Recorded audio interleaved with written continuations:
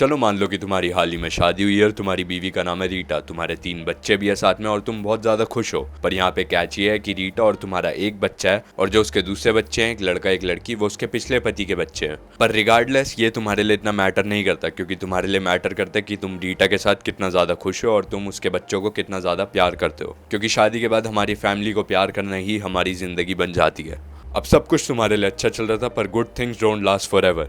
और अब तुम्हारी शादी में दरार आनी स्टार्ट हो जाती है, क्योंकि तुम सडनली बहुत ज़्यादा बिजी हो जाते हो और तुम बहुत ही मुश्किल से अपने बीवी और बच्चों को टाइम प्रोवाइड कर पा रहे हो। तुम जब भी आ रहे हो तुम रात में लेट आ रहे हो और तुम थके हुए आ रहे हो। पर तुम इस बात की ज़्यादा टेंशन नहीं करते, क्योंकि तुम्हें लगता है कि मेरी बीवी और मेरे बच्चे मुझे समझेंगे। अब थोड़ा सा फास्ट फॉरवर्ड करते हैं और आता है एक त्योहार वाला दिन। और त्योहार वाले दिन तुम्हारा एक नेबर होता है, तुम्हारा एक पड़ोसी होता है जिसको हम पॉल बोलेंगे यहाँ पे। अब पॉल के बच्चे और तुम्हारे बच्चे साथ में बहुत ज़्यादा क्लोज है, तो पॉल तुम्हारे घर पे आता रहता है और तुम उसके आने जाने पर बिल्कुल भी सोचते नहीं हो और रोक टोक नहीं करते हो, क्योंकि ये तुम्हें लगता है ये सिर्फ और सिर्फ पड़ोसी वाला प्यार है। पर वो पड़ोसी वाला प्यार ही तुम्हें तुम्हारे पैर में कुल्हाड़ी मारने आ जाता है जल्द से जल्द, क्योंकि उसी त्योहार वाले दिन तुम्हारी बीवी रीटा पॉल के साथ तुम्हारे ऊपर चीट कर देती है। अब चीट करना तो सिर्फ और सिर्फ एक शब्द होता है, पर मैं तुम्हें थोड़ी सी सिचुएशन एक्सप्लेन करता हूँ। चीट करने से पहले जैसे वो पास पास आते हैं, क्लोज होते हैं, उनकी जो बॉडी लैंग्वेज होती है, हल्के हल्के वो टचेस शेयर करते हैं, इससे हमें क्लू मिलता है कि ये चीट नहीं था। सिर्फ और सिर्फ हीट ऑफ द मोमेंट में ये नहीं हुआ था, ये था प्री प्लान्ड था ये सब। क्योंकि जैसे जैसे उनके बीच में क्लोजनेस आती जा रही थी और पॉल ने जब रीटा को किचन के काउंटर पे बिठाया उठा के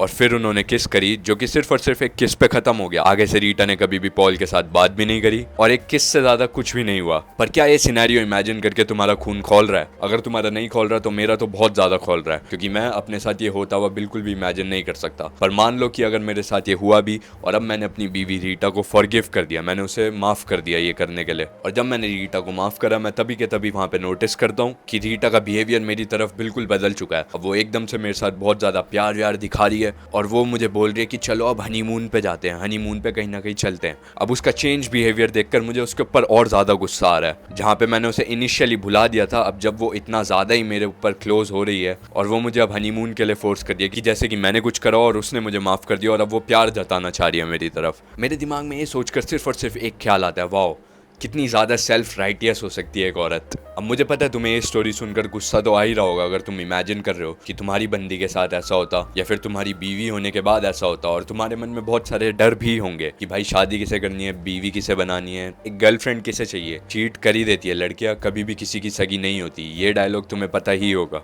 तो अब हम सिचुएशन को थोड़ी सी चेंज करते हैं, मैं तुम्हें थोड़ा सा और पर्सपेक्टिव देता हूँ कि अब मैं हूँ और मेरी बीवी रीटा है, पर मैंने भी रीटा के ऊपर चीट करा था हमारे ब्रेक के टाइम पे, और मैंने उससे शादी ही इसलिए करी थी ताकि मुझे अकेला ना लगे। स्टार्टिंग में मुझे उससे प्यार नहीं था।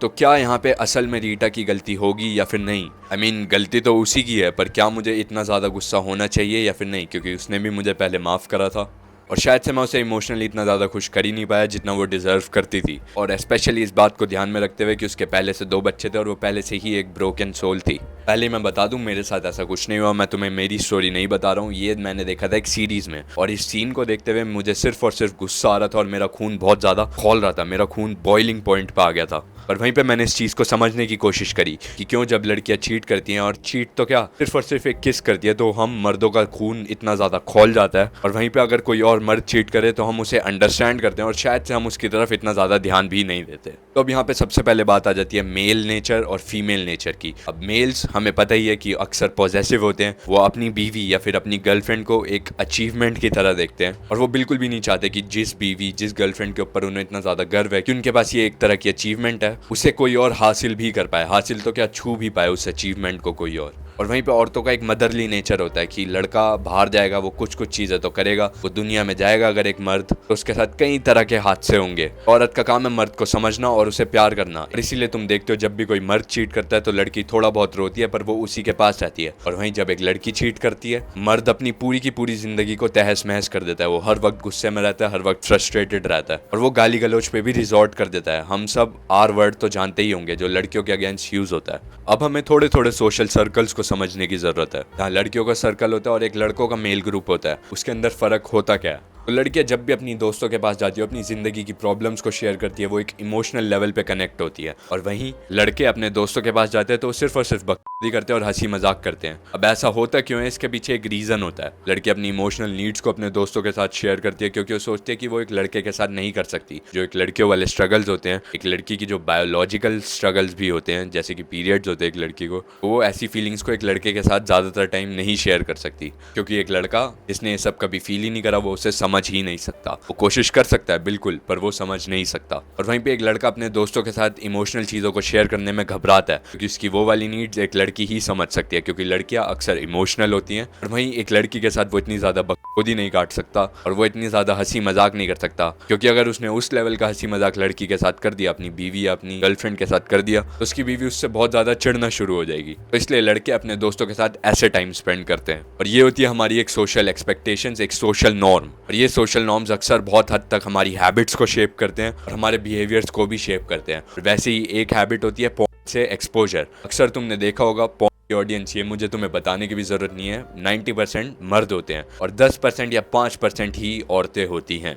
वैसा इसलिए होता है क्योंकि हमेशा वाइडली सोशली एक्सेप्टेड होता है, ये सोशली एक नॉर्म होता है कि एक मर्द पॉर्न देख सकता है, वहीं पे एक लड़की को नहीं देखना चाहिए क्योंकि ये फीमेल यानी कि एक गर्ली बिहेवियर, वुमनली बिहेवियर नहीं होता। जहां मर्दों की प्यूबर्टी हिट होते ही यानी कि 12 से 13 साल की उम्र में ही पॉर्न देखना स्टार्ट कर देते हैं। बहुत सारे मर्द तो उससे पहले भी स्टार्ट कर देते हैं क्योंकि वो इंटरनेट पर स्टम्बल कर जाते हैं किसी न किसी वेबसाइट पर और उनकी क्यूरियोसिटी पीक हो जाती है। उसी क्यूरियोसिटी पीक की वजह से मर्द बहुत ज़्यादा सॉफ्ट पॉर्न भी कंज्यूम करते हैं और हार्डकोर पॉर्न भी कंज्यूम करते हैं। सॉफ्ट से मेरा मतलब कि जो तुम इंस्टाग्राम पे देखते हो और लड़कियां ऑलमोस्ट हाफ नेकेड होती हैं और तुम उस फिगर से अपनी नज़र नहीं हटा पाते, और जहां तुम अपने दिमाग को ये सारी चीज़ें फीड करते रहते हो तो तुम्हारे दिमाग में अगर तुम एक्सेप्ट ना भी करना चाहो, मेंटली एक सबकॉन्शियस सॉफ्ट कॉर्नर डेवलप हो जाता है जिससे तुम्हारे अंदर बन जाती है ऐसी फैंटेसीज। तुम जहाँ पे देख रहे हो एक लड़की के साथ दूसरा मर्द इतनी सारी चीज़ें कर रहा है, तुम इमेजिन करने लग जाते हो अलग अलग लड़कियों के साथ। और बहुत सारे मर्द ऐसे होते हैं, अगर तुम एडमिट ना भी करना चाहो तो भी मैं तुम्हें इस कड़वे सच के साथ वाकिफ करना चाहता हूँ। तुम सड़क पे चलते हुए एक सुंदर लड़की को देखते हो और तुम उसे नंगा इमेजिन करने लग जाते हो। यहीं पे जो ब्लू फिल्म्स है इनका एक डायरेक्ट कोरिलेशन होता है एक इंसान के साथ कि वो चीट करेगा या फिर नहीं करेगा।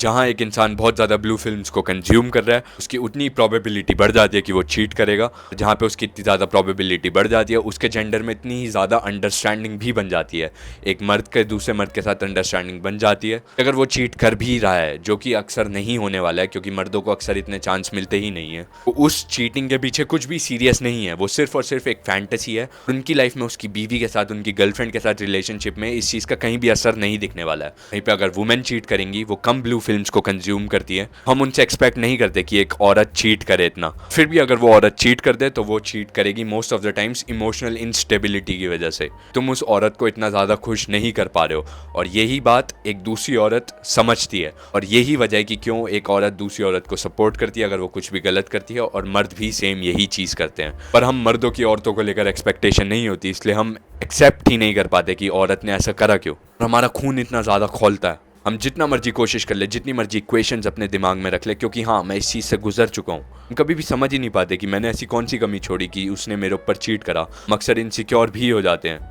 क्या ये दूसरा मर्द मेरे से बेटर था जो ये उसको देख रही है मेरे अलावा, मेरे अंदर क्या कमी पड़ी, मैं अपने अंदर क्या बदल सकता हूँ। जैसे कि मैंने बात करी थी कि मर्द एक दूसरे को समझते हैं और औरत भी एक दूसरे को समझती है, तो एक औरत दूसरी औरत को देखेगी कि वो अपनी लाइफ में किस किस चीज़ से सब्जेक्ट हो रखी है, यानी कि वो घर में रह रही है, वो वेट कर रही है अपने पति के आने का और इस वक्त वो इतना ज़्यादा अकेला महसूस कर रही है, उसकी जो नीड्स है वो कभी भी पूरी नहीं हो पा रही है। भी हो सकता है किसी टाइम सेक्सुअली नहीं पूरी हो पा रही है, किसी टाइम इमोशनली नहीं पूरी हो पा रही है। हो सकता है तुम्हारी बीवी या तुम्हारी गर्लफ्रेंड की दोस्त कई बार उसे एनकरेज भी करे, इसके साथ ब्रेकअप कर ले, किसी और को ढूंढ, तेरा बंदा तो छूट गया एक नंबर का, क्योंकि अक्सर ये होता है। और इसीलिए हम मर्दों को अपनी गर्लफ्रेंड या अपनी बीवी की दोस्तों से हमेशा चिढ़ होती है। और वहीं एक मर्द देखेगा कि दूसरा मर्द कितनी सारी चीज़ों से सब्जेक्टेड है, यानी कि उसके पीछे इतनी सारी बर्डन है, इतनी सारी रिस्पॉन्सिबिलिटीज़ है कि उसे अपना घर भी संभालना है, एक अच्छी लाइफ अपने लिए भी बनानी है, अपने बच्चों के लिए भी बनानी है, अपनी बीवी के लिए भी बनानी है, और इस वक्त में उसके पास लाइफ जीने का समय नहीं रह जाता बिल्कुल भी। वहीं पे दूसरा मर्द उसे एनकरेज करेगा कि क्या हुआ भाई, लड़की तो है, कोई बात नहीं, क्या फ़र्क पड़ता है, तो अपनी बीवी से प्यार तो करता ही है।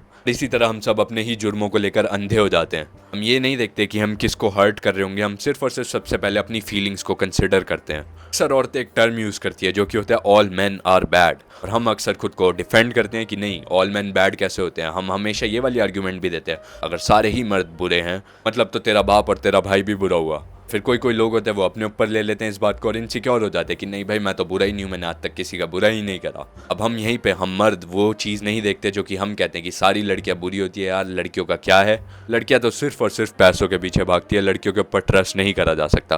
क्योंकि जहाँ अगर हमने लड़कियों को समझना स्टार्ट कर दिया वहाँ पे हम खुद के साथ कंफर्टेबल कैसे रह पाएंगे। अक्सर हम सबको अपनी ज़िंदगी में एक ना एक विलेन की ज़रूरत हमेशा होती है जिसके ऊपर हम अपने दर्द को पिन पॉइंट कर पाए, ब्लेम कर पाए। इसलिए औरतें चूज करती है मर्दों को और मर्द चूज करते हैं औरतों को ब्लेम करने के लिए। मुझे तुम्हारा तो पता नहीं, लेकिन मैंने अपने आसपास बहुत सारे चीटिंग के किस्से सुने हैं और अक्सर 90%, 90 भी क्या 95% ऑफ द टाइम एक मर्द चीट सिर्फ और सिर्फ अपने नेचर की वजह से करता है, यानी कि उसकी जो वियर्ड फैंटेसीज होती है जो कि उसने बचपन से पाली हुई होती हैं, और वो उस चीटिंग के किस्से को अपनी असली नॉर्मल लाइफ के साथ, प्राइवेट लाइफ के साथ इंटरफेयर नहीं करने देता। और वहीं अगर एक औरत चीट करती है तो उसकी पूरी की पूरी ज़िंदगी तहस महस हो जाती है, यानी कि वो बिल्कुल भी चुप नहीं रह पाती। उसके हाव भाव से ही पता चल जाता है कि उसने कुछ गलत करा होता है, क्योंकि वो अपने साथ कंफर्टेबल नहीं रह पाती।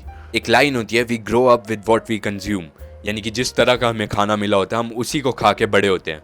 जहाँ हम अगर टेढ़ी मेढ़ी चीज़ें देख रहे हैं तो हम उन चीज़ों को इंटरनलाइज कर लेते हैं। और ऐसी टेढ़ी मेढ़ी चीज़ें अक्सर मैं देख रहा हूँ कि कहाँ कहाँ क्राइम हो रहे हैं, औरत मर्दों को छोड़ के जा रही है उनके पैसे के लिए, डाइवोर्स इतने ज़्यादा आ रहे हैं। अतुल सुभाष जी का केस तो तुम्हें पता ही होगा, और बहुत सारे वुमेन ऑन मैन क्राइम्स होते ही रहते हैं, मुझे तुम्हें बताने की ज़रूरत नहीं है। तो तुम एक चीज़ को ध्यान में रखना, जहाँ भी तुम इतने सारे स्टैटिस्टिक्स देख रहे हो कि एक औरत मर्द के साथ बुरा कर रही है, इसके चांस कितने ज़्यादा हैं, वहीं पे तुम इस बात को समझो कि हर सिचुएशन में एक आउटलायर होता है। जैसे कि हर मर्द बुरा नहीं होता, ऐसे ही हर औरत भी बुरी नहीं होती। और अगर तुम हमेशा इस नेगेटिव माइंडसेट में जीते ही रहोगे कि मैं एक औरत पे कभी भी ट्रस्ट नहीं कर सकता, जितना मर्जी ट्रस्ट कर लूँ, जितना मर्जी प्यार हो जाए, हो सकता है आखिर में मुझे धोखा ही मिले, क्योंकि भाई जेफ बेजोस ने भी तो अपनी बीवी के ऊपर ट्रस्ट करा था और आखिर में उसने उसका ट्रस्ट तोड़ा ही। तो क्या चांस है कि तुम अपनी लाइफ में कभी भी खुश रह पाओगे? क्योंकि मान लो कि अगर तुम्हें एक अच्छी लड़की मिल भी गई जो तुम्हारे ऊपर चीट ना करे, क्या चांस है तुम उस रिलेशनशिप को ख़राब नहीं कर दोगे उस पर हर वक्त शक करके? अब इसका मतलब ये नहीं है कि तुम्हें हर वक्त डर के रहना है कि तुम अपनी बीवी को खुश नहीं कर पा रहे हो, क्योंकि वो भी एक गलत चीज़ है। हर औरत सिर्फ और सिर्फ इसलिए चीट नहीं करेगी क्योंकि तुम उसे खुश नहीं कर पा रहे। हो सकता है एक औरत तुम्हारे ऊपर चीट कर दे क्योंकि उसका नेचर ही वैसा है, प्रोमिस्क्यूअस नेचर है। और वहीं उसी तरफ ये भी हो सकता है कि हर मर्द एक औरत के ऊपर इसलिए चीट नहीं कर रहा क्योंकि वो सिर्फ और सिर्फ एक फैंटेसी पूरी कर रहा है। हो सकता है कि उसकी इमोशनल नीड्स पूरी नहीं हो रही। इसी तरह से हर सिचुएशन में एक आउटलायर होता है, यानी कि ज़रूरी नहीं होता जो कि जनरली हर जगह हो रहा है वो ही तुम्हारे साथ भी हो। पर अब इसका ये मतलब भी नहीं है कि तुम अपनी ज़िंदगी में नम होके बैठ जाओ, सुनो के बैठ जाओ, भले तुम औरत हो भले तुम मर्द हो, कि एक्सपेक्ट करो कि भाई मेरे साथ कभी भी किसी भी टाइम पे कुछ भी बुरा हो सकता है। अपनी ज़िंदगी को नॉर्मली जियो, सब कुछ करो जो तुमसे हो सकता है, क्योंकि हमेशा एक सिचुएशन पर रिएक्ट करना ज़्यादा बेटर रहेगा सुन होने के कंपैरिजन में। बहुत सारे जानवर हैं जिनके ऐसे कॉम्प्लेक्स इमोशंस है ही नहीं। हम इंसान एक जानवर से अलग ही इसलिए क्योंकि हमारे पास कॉन्शियसनेस है, हमारे पास कॉम्प्लेक्स इमोशंस है। और इंसानियत का मतलब ये है कि तुम रिएक्ट करो, गुस्सा करो, खुश हो और दुखी हो। तो आज के लिए बस इतना ही। अगर तुम्हें मेरी बातों का तात्पर्य समझ आए तो मेरा नाम गर्व है और मुझे खुद पे गर्व है। मेरे चैनल को सब्सक्राइब कर देना, इस वीडियो को लाइक कर देना, और अपना कोई सा भी ओपिनियन या फिर क्वेश्चन हो वो कमेंट्स में ज़रूर पूछ लेना। Thank you, bye bye.